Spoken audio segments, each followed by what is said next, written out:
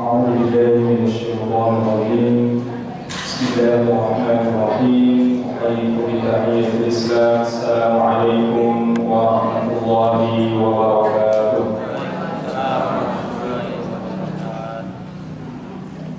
الحمد لله رب العالمين وبه نستعين على أمور الدنيا والدين. والصلاة والسلام على أشرف الأنبياء والمرسلين سيدنا محمد وعلى آله وأصحابه ومن تبعهم بإحسان إلى يوم الدين. أما بعد، رب اشرح لنا صدورنا ويسر لنا أمورنا واحلل عقدة من ألسنتنا يفقهوا أقوالنا. اللهم علمنا ما ينفعنا وارزقنا علما تنفعنا في الدين والدنيا والآخرة.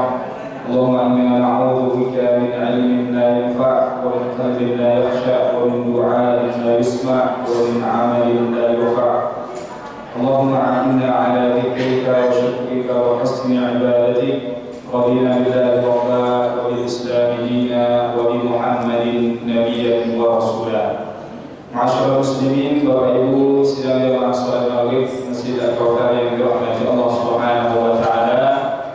Alhamdulillahirabbil alamin. Sama-sama kita bersyukur kepada Allah Subhanahu wa taala yang sampai hari ini, sampai saat ini masih memberi kita nikmat umur yang panjang, kesehatan dan kesempatan sehingga pada malam hari ini dapat sama-sama kita hadir di masjid yang kita cintai ini.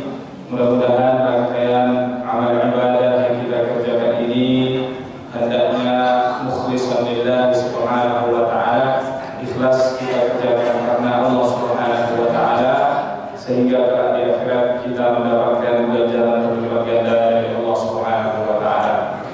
Kemudian tidak lupa kita menyampaikan salawat dan salam kita kepada Nabi kita Muhammad sallallahu alaihi wasallam dengan melafazkan Allahumma salli ala sayyidina Muhammad wa ala ali sayyidina Muhammad. Assalamu alayka ya Rasulullah.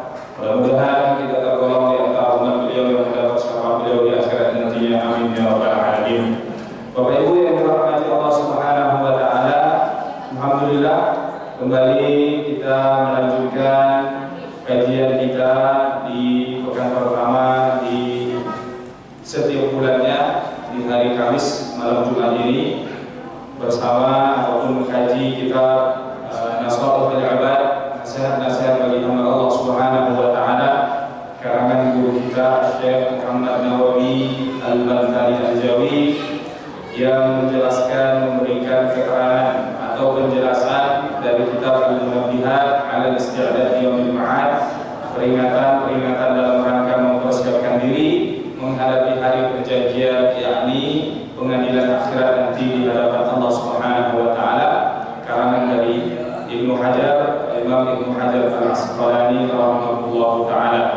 Mudah-mudahan dengan membaca nasihat-nasihat yang disampaikan ini menguatkan kita, menyadarkan kita akan hakikat hidup kita dan mempersiapkan diri tentunya untuk menghadapi hari perjanjian, yakni pertemuan kita kelak dengan Allah Subhanahu wa taala atau pada hari pengadilan akhirat. Dan pada saat ini, waktu-waktu sekarang ini, ya kita melihat bagaimana banyak saudara-saudara kita setiap hari yang kita melihat membaca berita ada saja yang dipanggil oleh Allah Subhanahu wa taala, yang mungkin dulunya orang-orang yang tidak kita kenal, tetapi semakin hari kita lihat bahkan orang-orang yang hidup berdampingan bersama kita, tetangga kita, sahabat kita, telah lebih dulu dipanggil oleh Allah Subhanahu wa taala.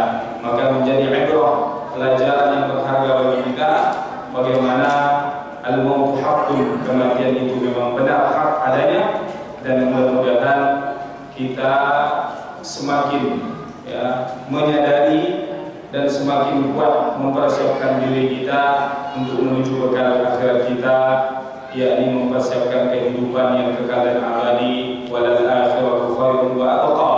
Sesungguhnya kehidupan akhirat itu lebih baik dan lebih kekal. Maka sesungguhnya itulah hakikat kita, hakikat diciptakan oleh Allah Subhanahu wa taala. Bapak Ibu yang dirahmati Allah Subhanahu wa taala, sampai kita ke al-maqalah ar-rabi'ah 'asyrah, maqalah ataupun ungkapan yang ke-14 disampaikan an ba'dil hukama. Jadi kata-kata ini, untayan nasihat ini didapatkan dari para ahlu hikmah. Ahlu hikmah ini adalah mereka yang kata-katanya selaras dengan tingkah lakunya. Apa-apa yang mereka sampaikan adalah kebenaran. Apa-apa yang mereka ucapkan bisa membuat kita sadar, mengambil hikmah pelajaran dari ucapan-ucapan mereka, para ahlu hikmah, para ulama yang dekat dengan Allah Subhanahu wa taala. Maka di sini Syekh Muhammad Nawawi Al-Bantani Al-Jawi mengatakan an ba'dil hukama ay akhbarul qulubi wa hum al-awliya atau atibba'ul qulubi wa hum al-awliya. Siapa mereka ahlu hikmah? Imam Muhammad Nawawi Al-Bantani ini mereka adalah atibba'ul qulub, mereka adalah dokter hati. Jadi ketika kita merasakan hati kita gersang, kemudian meliputi hidup kita dengan kegelisahan, maka ketika mendengar nasihat para ahlu hikmah ini, kita mendapatkan ketenangan. Karena mereka adalah para dokter hati, wahum al-awliya, mereka adalah wali-wali Allah Subhanahu wa taala yang dekat dengan Allah Subhanahu wa taala. Apa ungkapan di antara nasihat para ahlu hikmah ini? Di antaranya mereka menyampaikan man tawahhama anna lahu waliyan awla min Allah qallat ma'rifatuhu billah. Siapa yang ragu ataupun menganggap bahwasanya ada yang lebih berkuasa atasnya daripada Allah Subhanahu wa taala, maka orang yang punya anggapan perkiraan seperti ini, dia sedikit pengetahuannya, ma'rifatnya tentang Allah Subhanahu wa taala. Maka Imam Nawawi di sini menyatakan wal makna, maksud daripada siapa orang yang ragu atau mempunyai pemikiran bahwasanya dia dalam hidup ini ada yang lebih berkuasa di atas dirinya daripada Allah Subhanahu wa taala, berarti dia tidak mengenal siapa itu Allah Subhanahu wa taala. Wa awwalu wajibin di kulli 'abdin, dan hal pertama kali yang wajib untuk diketahui oleh seorang hamba Allah Subhanahu wa taala, yakni ma'rifatullah Subhanahu wa taala, yakni mengenal siapa itu Allah Subhanahu wa taala. Kenapa kita perlu mengenal Allah? Karena dalam hidup ini kita beribadah kepada Allah Subhanahu wa taala. Maka bagaimana kita menyembah zat yang tidak kita kenal? Siapa Allah Subhanahu wa taala? Bagaimana kekuasaan Allah Subhanahu wa taala? Sifat-sifatnya Allah Subhanahu wa taala. Makanya di sini disampaikan maknanya man zanna, siapa yang mengira anna lahu nasira, bahwasanya dalam hidup ini dia punya penolong, aqrabu min Allah, yang lebih dekat dengannya daripada Allah Subhanahu wa taala, wa aktsaru nusratan minhu, dan lebih banyak bisa menolong dia daripada Allah Subhanahu wa taala, fa innahu lam ya'rifillah ta'ala. Orang yang seperti ini, yang mengira dia ada yang bisa menolong dia lebih dari Allah, dan yang lebih ada yang lebih banyak bisa memberikan pertolongan kepadanya selain Allah, maka orang yang seperti ini berarti tidak mengenal Allah Subhanahu wa taala. Maka kita kalau mengenal Allah, pasti kita meyakini bahwasanya wa man nasru illa min indillah, tidak ada pertolongan yang datang kepada kita ini kecuali datangnya dari Allah Subhanahu wa taala. Adapun perantara-perantara manusiawi yang kita lihat dalam hidup kita ini, itu semuanya tetap bersumber dari Allah Subhanahu wa taala. Ada orang yang menolong kita, memberikan bantuan, kemudian memberikan nafkah, memberikan rezeki kepada kita, ya, pada hakikatnya itu hanya perantara dari Allah Subhanahu wa taala. Tetap sumbernya Ar-Razzaq, yang Maha memberi rezeki, dia adalah Allah Subhanahu wa taala. Maka kita tidak boleh yang mengira dalam hidup kita ini ada yang bisa menolong kita lebih dari Allah Subhanahu wa taala. Kita ikrarkan dalam salat kita, setiap harinya kita baca iyyaka na'budu wa iyyaka nasta'in. Kita ikrarkan kepada Allah kita menyembah, maka kepada Allah juga kita memohon pertolongan. Karena tidak ada yang bisa lebih menolong kecuali Allah Subhanahu wa taala. Bahkan orang yang tidak percaya, orang yang tidak percaya dengan adanya Allah, yang kita kenal dengan orang-orang ateis yang tidak percaya ada Allah Subhanahu wa taala, ada pencipta.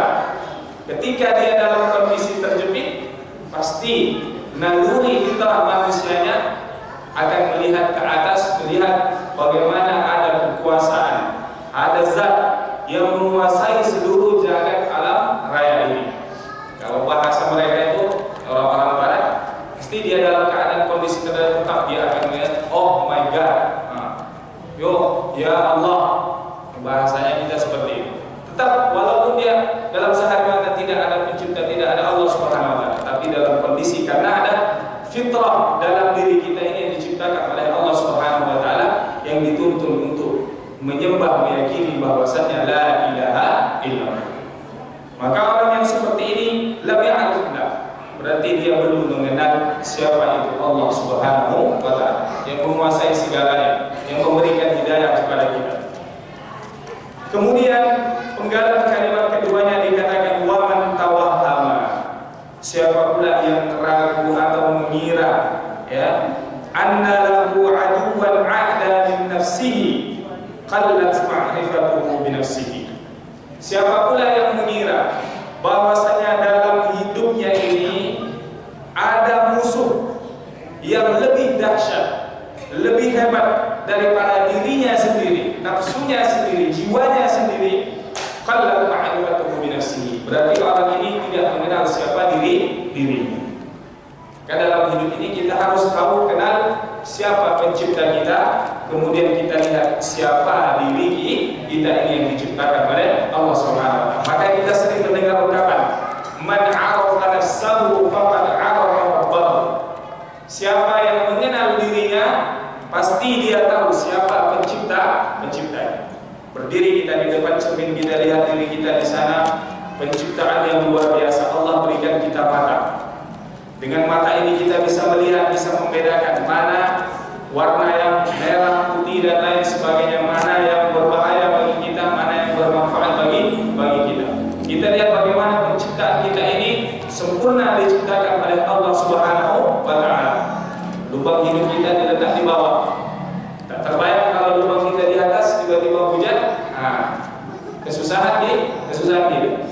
Jadi Allah Subhanahu wa taala menciptakan kita ini, laqad khalaqal insana fi ahsani taqwim. Telah kami ciptakan manusia ini dengan sebaik-baik penciptaan. Sempurna kita diciptakan oleh Allah Subhanahu wa taala dengan bentuk kita ini diberikan oleh Allah Subhanahu wa taala. Maka dalam agama kita ya diharapkan ya mencukur alis. Kenapa? Karena apa yang diberikan Allah Subhanahu wa taala bentuk alis kita itulah yang terbaik menurut Allah Subhanahu wa taala. Nah, kemudian ketika ibu-ibu perempuan dicukur alisnya, diukir lagi sendiri, seolah-olah menggambarkan dia itu lebih hebat dari Allah Subhanahu wa taala. Padahal dia diciptakan seperti itu, sudah penciptaan yang luar biasa. Allah lebih indah, Allah maha indah dari segala sesuatu. Kita lihat bagaimana ciptaan Allah Subhanahu wa taala zaman sekarang sudah lebih canggih dari dulu. Kita mendapatkan informasi luar biasa bagaimana kehidupan di dalam lautan. Kita lihat di video bagaimana ikan-ikan itu diciptakan oleh Allah Subhanahu wa taala, burung-burung dengan warna-warnanya yang luar biasa. Maka ketika kita melihat diri kita kenal, maka kita akan tahu pencipta kita adalah Allah yang luar biasa.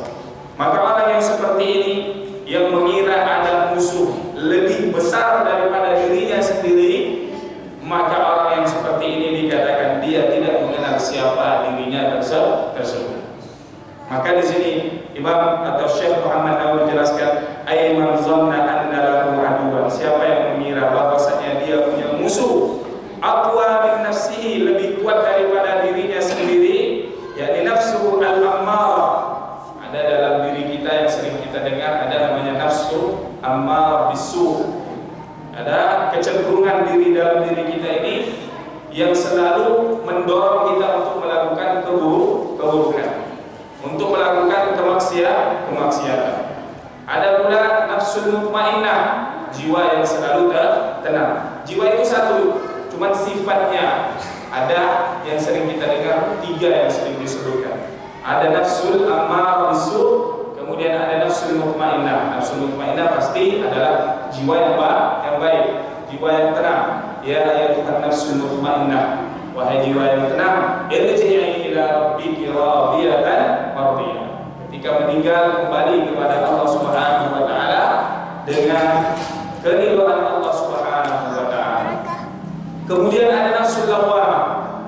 Nafsul lawwamah ini beda pula pengertian definisi para ulama menjelaskan. Ada yang mengatakan nafsul lawwamah ini juga dia selalu yadumuna anfusahum. Dia membuat menyalah-nyalahkan dirinya. Artinya dia selalu berubah-ubah kondisinya ataupun berubah-ubah keadaannya. Ada selalu pikiran-pemikiran ketika melakukan sesuatu. Setelah melakukan itu dia pikir, kenapa saya berbuat seperti ini, kenapa tidak melakukan seperti itu, dan seterusnya. Ada pula makna yadumuna atau nafsul lawwamah ini adalah jiwa nanti yang akan dihinakan oleh Allah Subhanahu wa taala. Sama karena dia selalu berpikiran hal-hal yang dilarang oleh Allah Subhanahu wa taala. Ada nafsul ammarah bisu, kemudian nafsul lawwamah. Ada juga pemahaman yang mengatakan nafsul lawwamah ini adalah dari sisi yang baik. Kenapa? Karena begitu dia selalu berprasangka buruk pada dirinya. Ketika melakukan suatu dosa, dia menghina dirinya sendiri, menjelekkan dirinya sendiri. Artinya memandang rendah dirinya di hadapan Allah Subhanahu wa taala.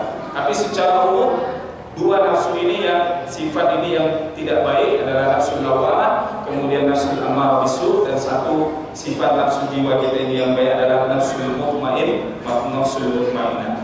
Maka di sini dijelaskan, disampaikan kepada kita, diingatkan bahwasanya dalam hidup ini kita harus meyakini bahwasanya yang lebih berkuasa atas diri kita ini tidak ada selain Allah Subhanahu wa taala. Maka dalam ungkapan, ada suatu ungkapan dikatakan, in kana Allahu 'alaika faman tarju, wa in kana Allahu ma'aka faman takhafu. Kalau engkau sudah meyakini Allah yang berkuasa atas dirimu, maka tidak ada engkau berharap kecuali kepada Allah Subhanahu wa taala. Wa in kana Allahu ma'aka, dan kalau Allah sudah kita yakin Allah bersama kita, faman takhafu, maka kau tidak perlu takut kepada siapapun. Artinya kalau Allah bersama kita, maka tidak ada yang kita khawatirkan, tidak ada kita takutkan. Ala inna awliya Allah la khaufun 'alaihim wa la hum yahzanun. Sesungguhnya wali-wali Allah itu yang dekat dengan Allah, la khaufun 'alaihim, dalam diri mereka itu tidak ada rasa takut. Takut dalam arti apa? Ya, tidak ada dikhawatirkan dalam hidup ini. Soal rezekinya, soal takdirnya, semuanya yang berlaku dalam hidupnya itu sudah ditakdirkan oleh Allah Subhanahu wa taala. La yahzan wa la khaufun 'alaihim wa la hum yahzanun, juga tidak akan bersedih. Apa yang terjadi dalam hidupnya, dia tidak membuat dirinya itu larut dalam kesedihan, musibah yang datang menimpa dirinya. Mereka juga orang-orang para wali-wali Allah yang sudah yakin semuanya ini sumbernya dari Allah Subhanahu wa taala. Tidak ada yang berlaku kecuali itu sudah menjadi ketetapan Allah. Pisau tidak sampai melukai Nabi Ismail alaihissalam karena itu tidak ditakdirkan oleh Allah Subhanahu wa taala. Kemudian lautan tidak sampai menenggelamkan Nabi Musa alaihissalam karena itu juga tidak ditakdirkan oleh Allah Subhanahu wa taala. Begitu juga Nabi Yunus alaihissalam tidak sampai dimakan ataupun tidak meninggal, tidak mati dalam perut ikan hiu karena itu juga tidak ditakdirkan oleh Allah Subhanahu wa taala. Begitu juga api tidak sampai membakar Nabi kita Ibrahim alaihissalam karena itu tidak menjadi ketetapan Allah Subhanahu wa taala. Maka apa yang menimpa kita itu semuanya sudah ditakdirkan dan menjadi ketetapan Allah Subhanahu wa taala. Maka Allah yang berkuasa atas diri kita. Begitu juga yang menjadi musuh terbesar dalam hidup kita bukan orang lain tetapi adalah diri kita sendiri. Sebagaimana kita sering mendengar Rasulullah SAW menyampaikan di hadapan para sahabat, ya, "Raja'na min jihadil akbar ila jihadil akbar." Raja'na min jihadil kabir ila jihadil akbar. Kita telah kembali dari jihad yang besar dan kita akan menuju jihad yang lebih besar lagi. Di bulan Ramadan terjadi perang Uhud yang besar, ya, atau perang Badar yang besar. Tapi ketika setelah kembali dari perang Badar itu, Rasul mengatakan kita akan berjihad yang lebih besar lagi, yaitu berpuasa dan berjihad melawan hawa nafsu kita.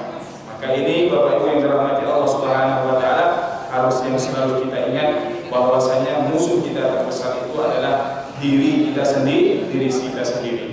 Makanya Rasulullah katakan, "Al-kayyisu min ummati." Orang yang cerdas di antara umatku siapa?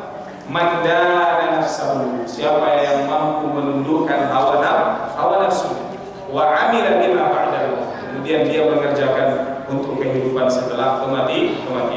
Maka orang yang mengenal Allah adalah orang yang selalu meyakini dalam hidupnya, yang berkuasa atasnya, yang berkuasa atas hidupnya, yang mengatur kehidupannya, apapun yang berlaku dia adalah Allah Subhanahu wa taala. Yang memberikan pertolongan juga Allah Subhanahu wa taala. Maka ketika terjadi apa-apa dalam hidup kita, tidak kita kembali ke siapa-siapa kecuali pertama kali inna lillahi wa inna ilaihi raji'un. Kita kembalikan kepada Allah. Begitu juga dengan diri kita, jiwa kita adalah musuh terbesar, adalah nafsu kita sendiri, yang itu akan membawa kita selalu membisikkan kita kepada jalan-jalan keburukan, jalan-jalan kemaksiatan. Maka tepatlah ketika pepatah Arab menyatakan, ataupun dalam suatu ungkapan dikatakan, "An-nafsu katifli in tuhmiluhu syabba'ala hubbar radha'i wa in tafimhu yanfa'il." Jiwa kita itu, nafsu kita itu seperti anak kecil. Anak kecil seperti apa? Kalau dibiarkan, dia akan menyusu sampai besar. Usia 2 tahun, 3 tahun, 4 tahun akan menyusu. Begitu juga dengan jiwa, dengan nafsu kita ini. Ketika kita perturutkan, bukan malah nafsu itu akan tunduk, tetapi justru sebaliknya akan semakin menjadi. Wa in taftimu yanfatimu. Tapi begitu anak kecil usia 2 tahun kita sapi, kita pisahkan dia, kita berhentikan dia menyusu, maka dia pun akan berhenti. Maka begitu juga nafsu kita. Semakin kita mampu untuk menahannya. Hari ini ya, kita dengar suara azan subuh, as-shalatu khairum minan naum, kita perturutkan hawa nafsu kita. Tidur sebentar lagi. Yang ada ketika kita bangun, orang sudah selesai sholat berjamaah. Besoknya akan lebih berat lagi. Ketika hari ini kita perturutkan nafsu kita itu, keinginan, apa kecenderungan hawa nafsu kita ini? Selalu ingin hidup santai, ingin menikmati dan bersenang-senang dalam kehidupan dunia ini. Tidak ingin bersusah payah. Maka di antara ciri orang-orang yang bertakwa, dia akan bersungguh-sungguh dalam hidupnya ini. Akan memilih hidup ataupun akan memilih cara beribadah yang berat yang diberikan oleh Allah Subhanahu wa taala. Artinya tidak selesai dengan satu ibadah, begitu ada kesempatan dia akan beribadah lagi, begitu ada kesempatan beribadah lagi. Selesai bulan suci Ramadan, ada puasa 6 di hari Syawal, dia lanjutkan. Kemudian selesai di bulan Syawal, masuk bulan Dzulqa'dah, ya, masih masuk bulan-bulan haram, yang dilipat gandakan ibadah oleh Allah Subhanahu wa taala, ditambah lagi ibadahnya. Masuk di bulan Dzulhijjah, ada hari Arafah, berpuasa dia di hari itu. Masuk di bulan Muharram, ada tanggal 10 Muharram, berpuasa pula dia di hari itu. Itu ciri-ciri orang yang bertakwa kepada Allah Subhanahu wa taala, tidak pernah merasa cukup dan tidak pernah berhenti dengan satu ibadah, melainkan berpindah dari satu ibadah ke ibadah yang lain. Nah, ini makalah yang ke-14 yang dikutip dari perkataan para ahli hikmah, orang yang mengenal Allah Subhanahu wa taala, para wali Allah Subhanahu wa taala. Kata-kata mereka mengandung makna yang luar biasa. Kemudian al-maqalah al-khamisah asyarah, ungkapan yang ke-15, dikatakan dari sahabat Rasulullah, an Abi Bakr As-Siddiq radhiyallahu anhu, dari sahabat Rasulullah Abu Bakar As-Siddiq, semoga Allah meridai beliau, fi qaulihi ta'ala, ketika beliau mendengarkan firman Allah Subhanahu wa taala, Allahu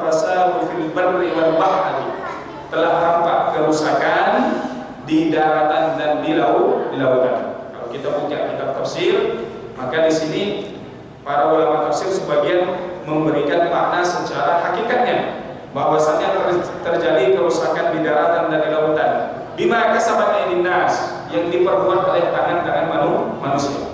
Bagaimana gunung-gunung daratan ini banyak dieksploitasi, dikeruk semua isinya, gunung-gunung ataupun pohon-pohon ditebang, ya, terjadilah banjir, terjadilah tanah longsor dan lain sebagainya. Begitu juga di lautan, ya, seluruh hasil lautan itu dikeruk dan diambil semuanya, maka rusaklah ekosistem laut. Nah, ini terjadi akibat ulah manusia sendiri. Namun Abu Bakar As-Siddiq radhiyallahu anhu memberikan makna dari ayat Allah Subhanahu wa taala ini. Beliau mengatakan al-barru huwa al-lisan. Daratan itu diumpamakan oleh Abu Bakar Siddiq adalah lisan, lidah kita ini. Banyak membuat kerusakan lewat kata-kata, ucapan tutur katanya.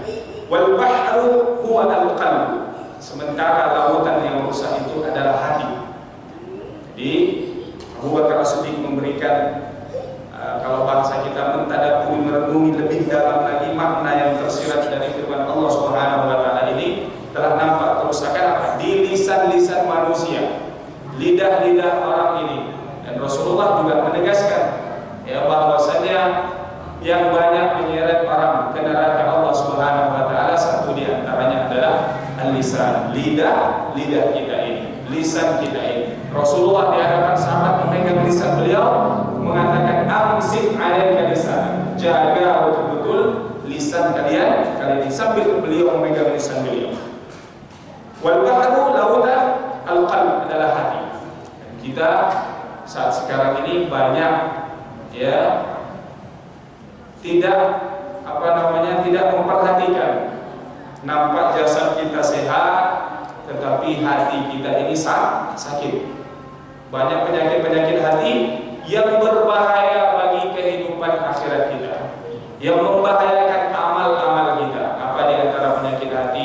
Ujub, ya, riya, takabur, merasa lebih hebat dari orang lain. Nah, ini penyakit-penyakit hati ini membahayakan kehidupan akhirat. Penyakit-penyakit jasadiah badan kita ini hanya membahayakan kehidupan dunia saja. Nabi kita Nabi Ayub alaihissalam diuji oleh Allah Subhanahu wa taala, seluruh tubuhnya diuji, diberikan penyakit oleh Allah Subhanahu wa taala, bahkan dikatakan hati dan lisannya saja Nabi Ayub alaihissalam itu yang sehat. Ya, selebihnya sakit. Ya, diberikan ujian penyakit oleh Allah Subhanahu wa taala. Tetapi Nabi Ayub alaihissalam selamat. Kenapa? Karena lisannya masih berzikir, karena hatinya bersih. Tetapi kita sebaliknya, kalau hati kita ini diwujudkan, ditampakkan, maka sesungguhnya penyakitnya ataupun lebih berbahaya, lebih dahsyat daripada penyakit yang menimpa Nabi Ayub alaihissalam. Sementara Nabi Ayub penyakitnya akan selesai begitu beliau meninggal dunia. Tetapi kehidupan akhirnya tetap dijamin oleh Allah Subhanahu wa taala. Kita mungkin meninggal dalam kondisi jasad kita baik, tapi hati kita bermasalah, maka akan bermasalah dengan kehidupan ukhrawi kita.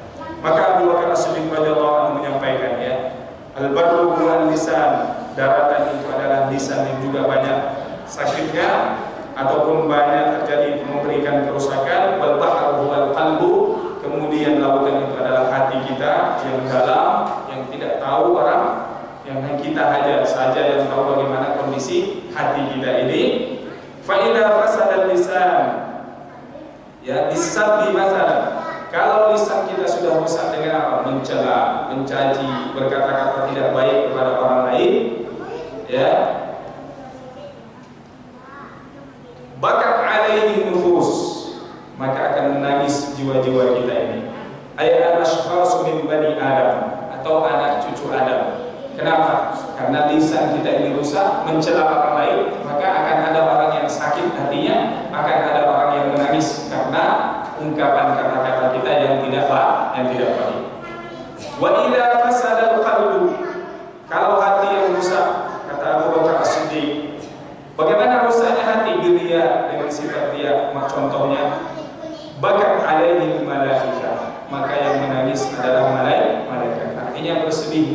melihat kita anak cucu Adam ini yang diciptakan oleh Allah Subhanahu wa taala sudah capek-capek beramal, mereka mencatat amal kita, ternyata ketika di akhirat Allah menolak catatan amal itu. Kenapa? Karena Allah Subhanahu wa taala yang tahu apa yang ada dalam hati kita, maka Allah katakan, "Kadzibta, engkau dusta, engkau tidak beramal untukku, engkau beramal untuk orang lain." Maka ditolak amalan tersebut. Qila, maka dikatakan, al-hikmatu fi anna lisan wahid. Maka disampaikan apa hikmah dibalik kenapa lisan kita itu, lidah kita ini satu diciptakan oleh Allah. Tanbihun lil abdi, peringatan bagi hamba Allah Subhanahu wa taala manusia ini, fi annahu la yanbaghi an yatakallama illa fi ma yahummuhu wa fi khairi. Agar menjadi peringatan bagi kita agar kita ini tidak berbicara, tidak berkata-kata kecuali hal-hal yang penting atau hal-hal yang baik-baik saja.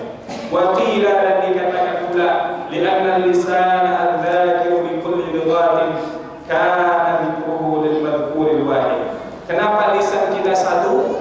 Karena walaupun banyak lidah-lidah ini yang berzikir menyebut nama Allah, mengagungkan Allah Subhanahu wa taala dengan bahasa yang berbeda-beda, tetapi yang dipujinya tetap satu, yakni Allah Subhanahu wa taala. Kan lisan itu diciptakan satu oleh Allah Subhanahu wa taala.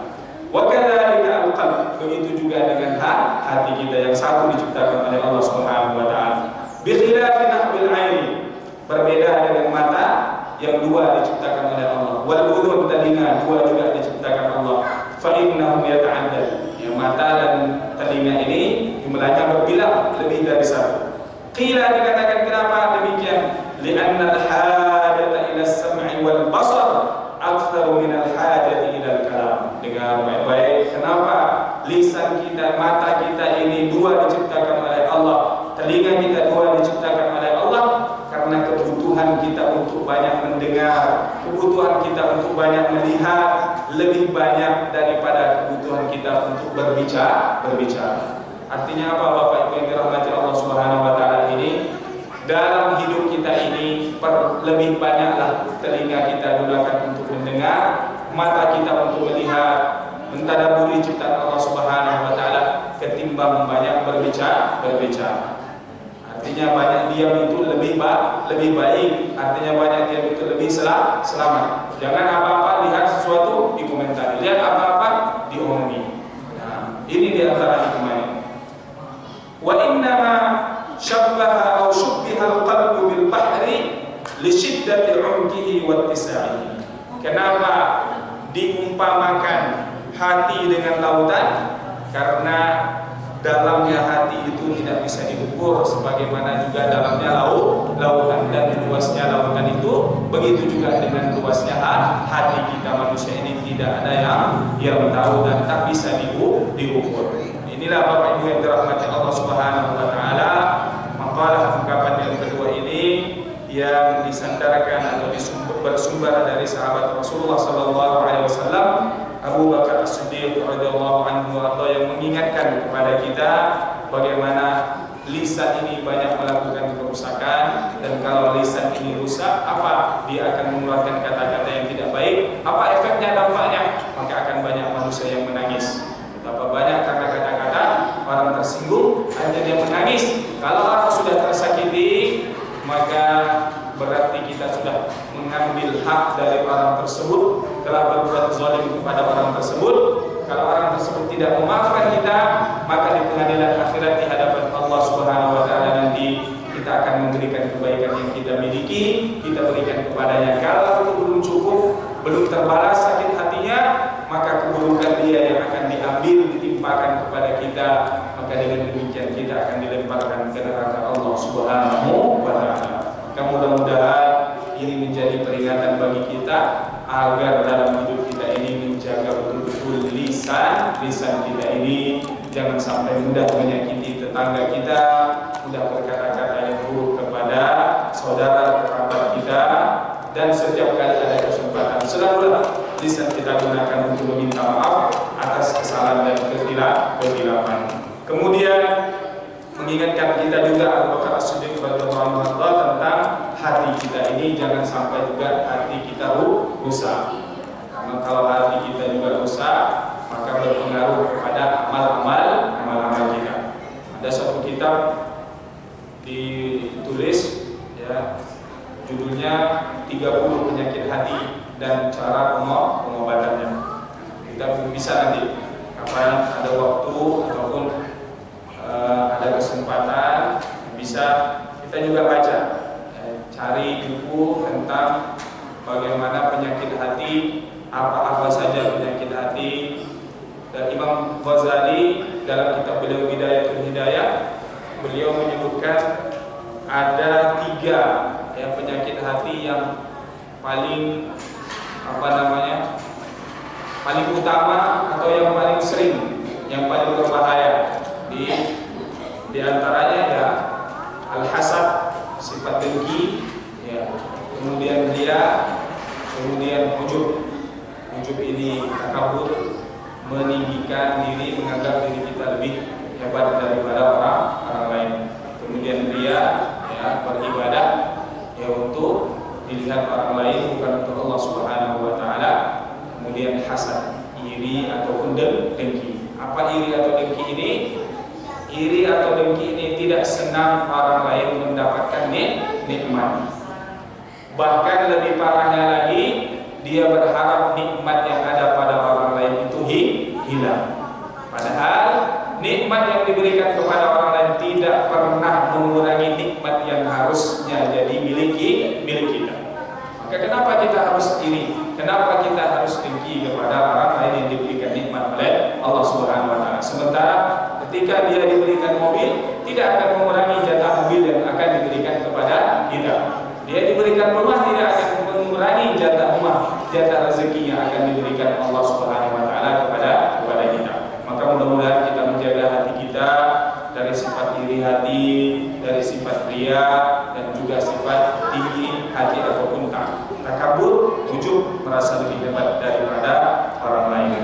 Ini 2 makalah yang luar biasa yang mudah-mudahan menjadi pengingat bagi kita.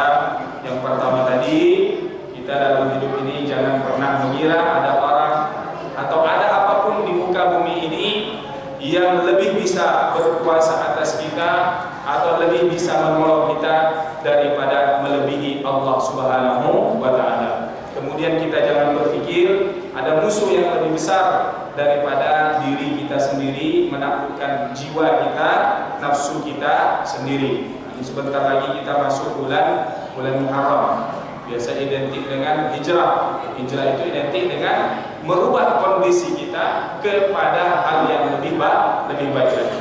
Kita kenal diri kita siapa, dengan demikian kita bisa menguasai diri kita ini, bagaimana kita mampu menaklukkan hawa nafsu kita ini. Kemudian menjaga lisan kita dan menjaga hati kita, jangan sampai rusak lisan kita, karena akan banyak orang yang menangis. Kalau hati kita yang rusak, malaikatnya akan bersedih. Kenapa malaikat bersedih? Karena dia sudah mencatat sholat kita, puasa kita, ternyata di hadapan Allah Subhanahu wa taala itu tidak diterima. Habaran manthura, tidak memberikan bekas apa-apa, karena beramalnya tidak untuk Allah Subhanahu wa taala, karena rusaknya hati kita. Nah, ini saja Bapak Ibu yang dirahmati Allah Subhanahu wa taala.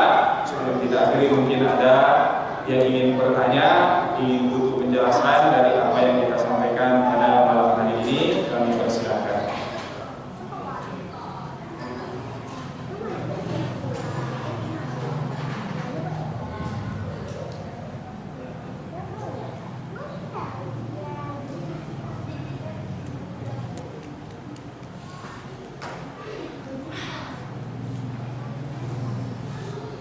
Kita ada beberapa menit lagi masuk waktu isya.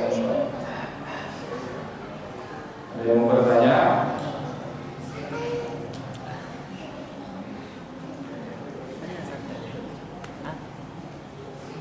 Kalau tidak ada, Ustaznya ditanya. Ustaz, boleh nanya Ustaz? Bagaimana caranya kalau kita itu bisa menjalani sabar dan ridho dari keadaan yang tidak enak, contohnya musibah atau apa, konflik lagi itu Ustaz? Baik, karena pertanyaan dari Bang Rangga, ya, bagaimana kita memiliki sifat sabar dan ridho, ya, dari sesuatu yang tidak kita senangi berlaku dalam hidup kita. Bapak Ibu yang dirahmati Allah Subhanahu wa taala, satu di antara rukun iman yang kadang kita lupa itu al-iman bil qadri khairihi wa syarrihi. Beriman dengan takdir Allah Subhanahu wa taala, baik dan buruknya. Tentu buruk di sini adalah kacamata kita. Tetapi apa yang ditakdirkan oleh Allah pasti itu selalu yang terbaik. Ini yang harus kita yakini. Apa yang berlaku dalam hidup kita ini, kalaupun dalam kacamata kita ini tidak baik, tetapi pasti di sisi Allah Subhanahu wa taala itu yang terbaik. Dan apa yang kita inginkan, tentu penilaian di sisi Allah Subhanahu wa taala. Nah, bagaimana kita sabar dan itu, ini memang butuh latihan, ya, butuh ya peningkatan dari sisi keyakinan kita. Maka dikatakan para ulama kita bahwasanya iman itu al-imanu nisbani. Iman itu terbagi kepada dua bagian saja. Kalau ada ibaratnya ini iman itu kalau dibagi dua saja, maka ada dua bagian dari iman itu kalau kita bagi dua. Apa dua bagian ini? Nisfuhu syukrun, sebagiannya separuh iman itu syukur, wa nisfuhu sabrun, dan sebagian daripada iman kita itu adalah kesabaran. Karena bagaimana kita menjalani hidup ini, takarannya adalah iman kita. Kuat iman kita kepada Allah Subhanahu wa taala, maka dalam hidup ini apapun yang terjadi, kita pasti akan menerima segala ketetapan dari Allah Subhanahu wa taala. Maka suatu ketika ada seorang wanita meninggal suaminya, Rasulullah sampaikan bersabar, ya, dengan apa yang ditakdirkan oleh Allah Subhanahu wa taala. Lalu apa wanita ini? Dia berbicara banyak, ya, berkata-kata, oh ini suami saya begini dan seterusnya. Artinya penolakan, tidak menerima, ya, ketetapan Allah Subhanahu wa taala. Susah dia menerima takdir Allah Subhanahu wa taala. Setelah disampaikan ini, yang memberikan nasihat ini beliau adalah Rasulullah SAW. Baru wanita ini kemudian mengatakan, ya saya bersabar Rasulullah, saya bersabar. Apa kata Rasulullah? As-sabru fi sadfatil ula. Sabar itu di awal mula musibah itu datang. Jadi nggak ada namanya datang musibah itu ngomong baru ujung-ujungnya sabar. Itu namanya belum sabar. Maka dikatakan orang-orang yang bersabar, begitu datang ujian dari Allah, dia langsung mengembalikan kepada Allah. Inna lillahi wa inna ilaihi raji'un. Maka ini memang perlu latihan, ya, perlu mujahadah, ya, perlu kesungguhan dari kita bagaimana memandang segala sesuatu itu sudah ditakdirkan adalah ketetapan yang terbaik di sisi Allah Subhanahu wa taala. Maka ada ungkapan mengatakan man amana bil qadar amina minal qadar. Siapa yang kuat keyakinannya dengan takdir Allah Subhanahu wa taala, maka dia akan selamat dari kegusaran dan kegundahan dalam hidup ini. Karena begitu melihat sesuatu terjadi, berarti ini takdir Allah. Ini sudah ketetapan Allah. Tidak ada yang bisa kita upayakan kecuali menerimanya dengan lapang dada dan bersabar terhadap apa yang itu menjadi ujian bagi kita. Dan nanti di akhirat, orang yang banyak mendapat ujian dari Allah semasa hidupnya, kita kenal ulul azmi minar rasul, 5 di antara yang digelar ulul azmi minar rasul, Nabi kita, Nabi Musa, Nabi Ibrahim, Nabi Muhammad, Nabi Isa. Itu Nabi Nuh mendapatkan ujian yang luar biasa.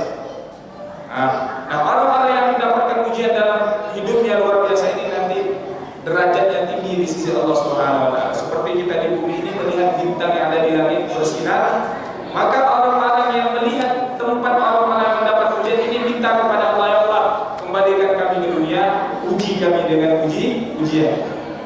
Maka kita yang mendapat ujian dalam hidupnya ini, kalau kita mampu bersabar, maka insya Allah innama yuwaffas sabiruna ajrahum bighairi hisab. Orang-orang yang bersabar inilah yang ganjarannya tidak terhitung nanti didapatkan di sisi Allah Subhanahu wa taala. Maka